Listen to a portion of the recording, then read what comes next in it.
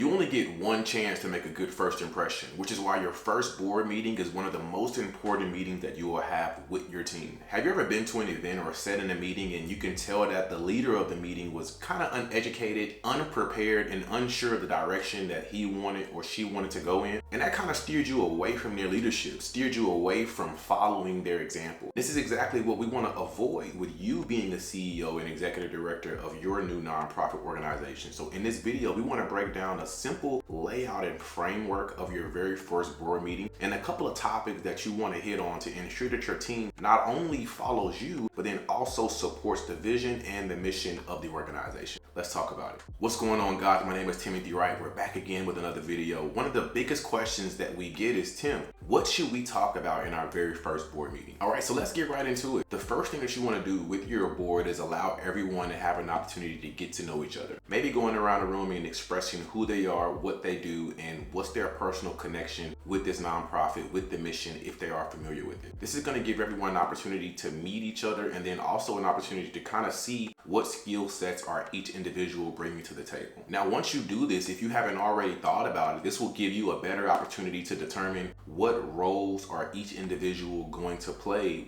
inside the board. Now, this is key because I ask people all the time, well, have you had a chance to discuss what the roles are going to be with your board members? And they say, well, yeah, this person is going to be the treasurer, the secretary, this person is going to be in charge of committee, but they actually haven't discussed what that means, what that entails, what that comes with, the amount of work that may involve. And this is the perfect opportunity for you to discuss that amongst your board members. Now, you having the opportunity to discuss the mission and the vision and the overall overview of your organization is going to be your opportunity to get buy-in from your board members. If you are a person of faith, you heard the saying before that where there is no vision, the people shall perish. And the people perish because of the lack of knowledge. So for you, if you don't really paint the picture and get people to buy into your vision, they're going to perish because of the lack of knowledge to understand where you desire or where the organization desires to go. So for you as a leader, I want you to be very clear on painting the picture of how far and how big you see this organization going. Now, after you do that, one thing that I love to do as a leader, I want you to write this down.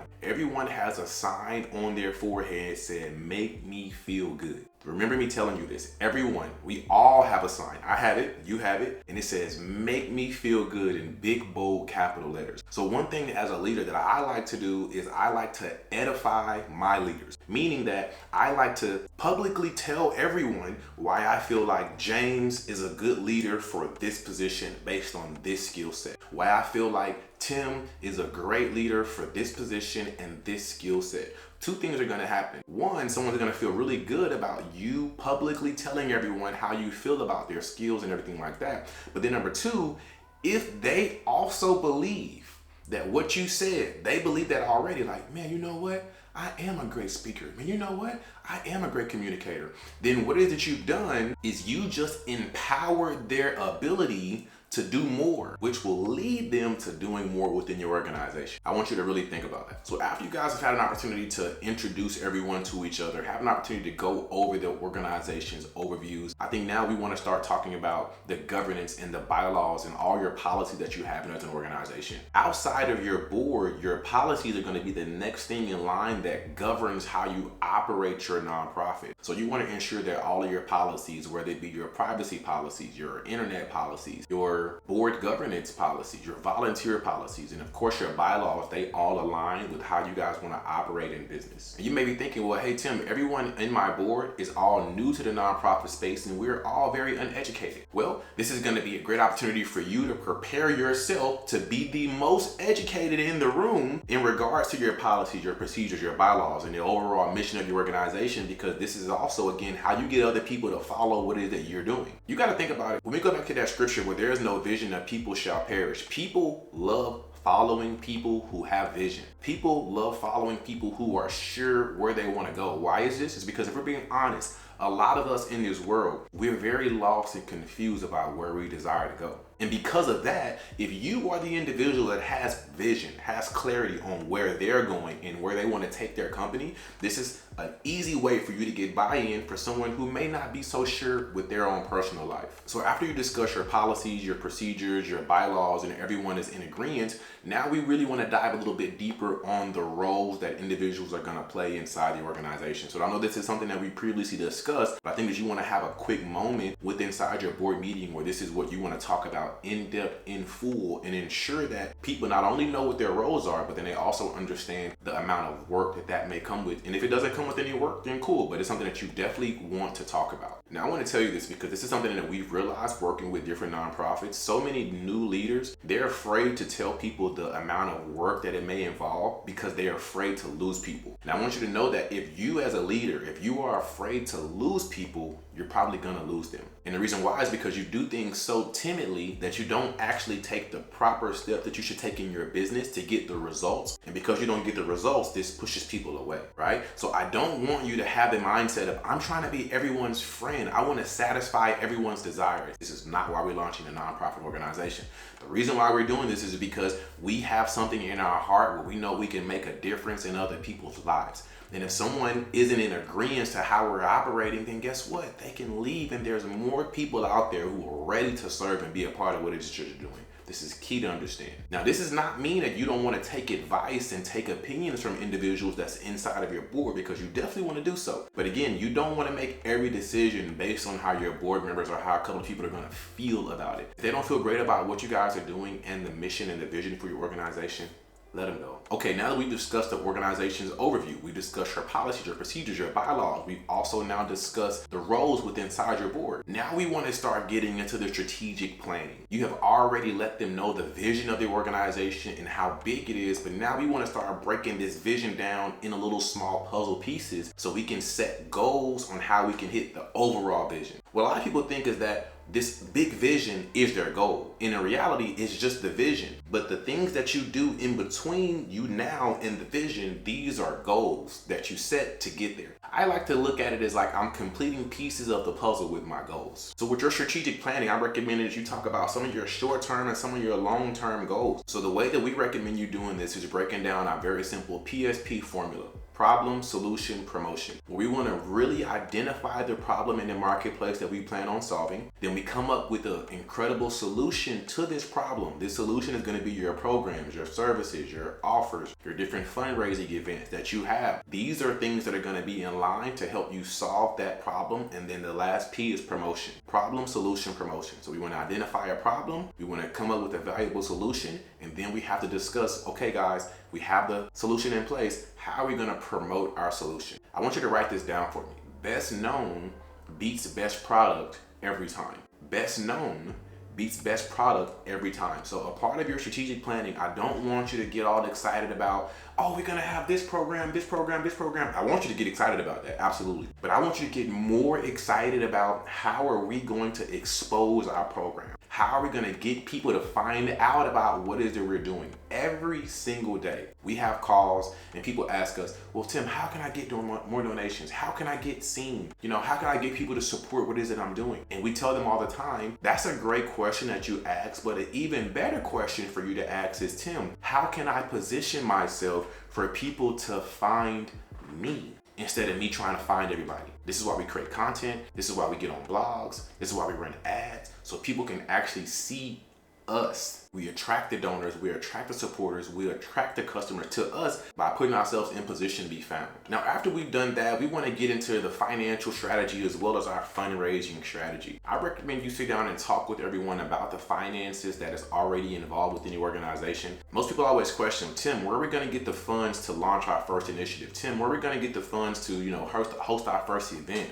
or to start our first workshop? And I always tell people, you got to look at how most businesses are started. Most businesses are started with startup capital from the people who started the company, and or they gotten some type of loan or some type of line of credit from the bank. I don't want you to think that your nonprofit is going to be any different. In most cases, grant makers do not give funds for beginning initiatives. Now, there are definitely grants out there for individuals who haven't actually got started yet. But I want you to think about the mindset of I have a goal and I have a dream, and the only way that my goal and my dream is going to come into fruition is if someone else finances it. That's not true. That's not true. And if you have this mindset of, I can't do what I want to do because I don't have enough people to support me, this is your for sure way of losing. This is your for sure way of losing. People support those who believe they're worthy of being supported. The way you prove you're worthy of being supported is you promote what you're doing. I can always tell if someone doesn't truly believe in their organization or truly doesn't believe in their business is because they don't tell anyone about it. This is super simple math here. Your belief shows up in your behavior.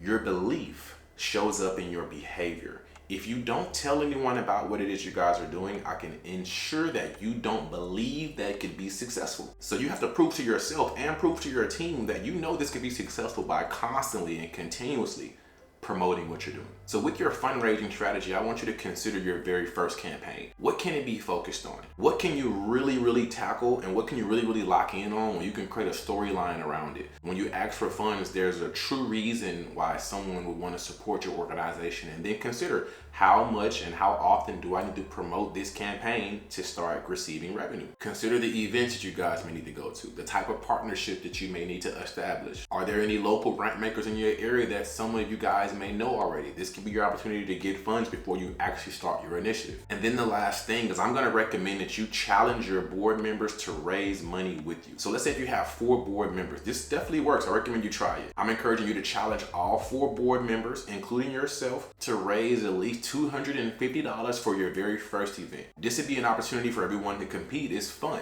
Now, also, there's a caveat to this challenge. The challenge is everyone, including yourself, has to raise at least $250. And if you don't raise at least 125 of the 250, then you, as the leader or the board members, have to donate 125 yourselves. No matter what. So if you get to $120 and it's not $125, does not mean you contribute $5. No. This means you contribute the $125. Now you'll be so surprised. I know you're listening to this right now like, oh man, I don't know about that. And if you already thinking this way, it's because you don't want to lose people. This is how you feel. If you challenge those, they step up to the occasion and you realize who's supposed to be there and who's not. Right? But with this challenge, number one is you're almost ensuring yourself that you're going to raise at least $500 between 4 people, right? If you're doing a minimum of 125, but what if everyone brings in that $250? Now you're at $1,125 simply by just challenging your team to raise funds. I want you to consider that challenge. It can be an incredible way for you to get your funds off the ground. Now that we talked about fundraising, we want to start considering some of the programs and services that we're going to be providing as an organization. This is the S of the PSP formula, which is the solution. Your programs, your services, your offers, whether you're consulting, you're providing services to B2B, which is business to business, as well as business to customer. There's so many different facets of the types of programs and services that you could be offering. You want to ensure that you and your team actually talk about this, brainstorm with them. And I definitely recommend that every idea doesn't come directly from you. This is how you get your team to kind of run away from the vision if they believe that it's all about you, all about your ideas, all about your thoughts. As a leader, you want to give away power, give away authority, allow other individuals to come up with the ideas for the organization so they can feel like it's y'all's and not yours. And then we'll get into any compliance or legal regulations. Are you guys already 501c3? Do you need to be 501c3? Maybe you should be 501c6, 501c7, 501c8. It just depends on your organization. So now that we've discussed all of these things and we're kind of getting a clear picture of our very first board meeting, we want to also ensure that we talk about public relations. Everyone being out in the community, establishing relationships with different aspects of people. So maybe Tim is focused on politicians. Maybe Jamie, she's focused on marketing. Maybe Tom, he's focused on grant writers and grant makers. If everyone is focused on different aspects of establishing relationships, meeting people that says, hey, I know Jamie. Yeah, I know Tim, man, he's a great guy. If you have more people who recognize who you guys are individually and as an organization, this is truly going to increase every chance and every possibility and every facet of the nonprofit space. And then we talk about board development and recruitment. A lot of you guys are new and have no idea how to run a nonprofit, how to operate a nonprofit, including your board members. And this is where we focus on board development, where we take some time every week. You guys may hop on Zoom and you take some time and you develop your knowledge about the nonprofit space. Maybe you have the nonprofit launcher startup course, which is created by ourselves, right? Maybe you've already purchased our done for you services, which comes with our full course where you're able to actually learn how to operate your nonprofit. But even if it's not that, our YouTube channel, other YouTube channels, different nonprofit books, just whatever you need to enhance your knowledge about the nonprofit space. This is how we raise our bar. There's a great quote that says, the further you go, the further you realize you can go. And the more you know, the more you realize you don't know. So as we start to learn more, we go further. And as we go further, we realize we can go further. And as we learn more, we realize there's a lot that we don't know. This is a part of the development process that gets everyone to be an elite level player within inside the organization. Board development is very key. Last couple of things is we want to talk about volunteers, volunteer trainings, and what instances will we actually need volunteers. Depending on the size of your organization and what you're focused on, you may not need volunteers right away, but if you plan on doing it big, more than likely you're going to for sure need volunteers. So as an organization, you guys want to discuss what's going to be your outline to actually attract volunteers. How are we going to train the volunteers? And then also, how are we going to retain volunteers? Now, some people are already thinking, well, the best way to retain people is pay people. Well, if you understand that most people in the nonprofit space who are volunteers, they don't get paid, you don't have to have that belief level. There are so many people who want to support and want to work with different nonprofits, but it's going to be up to you and your leaders to really depict the vision so people can buy into what you guys are doing. The last two things you guys want to discuss: the meeting schedule. How often are you guys going to be having a board meeting? When's the next time you guys are going to be having a board meeting, and what's going to be expected from the board at that meeting? These are things that you definitely want to discuss. And then lastly, just having an open Q&A. Allow individuals to ask whatever question they may have, any thoughts they may want to get out about your organization and what you guys are doing. This would be a great time for everyone to talk about it. In this situation, we realize that arguments may start here, bickering may happen here. A lot of people are having different perspectives about what's going on. And this is an incredible thing, because conflict leads to resolution. You as the leader, you have to be solution oriented. So if people get to going back and forth and have different viewpoints, you don't have to jump in, hey. No, you just kind of sit back and you listen, you observe. That's a valid point. Ooh. Well, that's a good point. You write these things down and then you take them back, and then the conflict creates resolution. So look, guys, we hope that this video has made you a lot more confident with having your very first board meeting. And we recommend you watch this video again, just because I know I went a little in depth with a lot of different points of your board meeting, and I didn't spend a lot of time on each topic. So maybe you want to watch this again just to really ensure that you do it correctly. For more nonprofit content, make sure you follow me, and I recommend you watch this video, whatever it may be, the 3 common sponsorships that new nonprofits can acquire. I believe that you will gain a lot of knowledge from that video, and also it can put you in a position to gain your first sponsor now that you guys are understanding how to operate your board. Again, my name is Timothy Wright, the founder and CEO of the Nonprofit Launcher. I'm signing off. We'll see you guys again in a few days. Peace.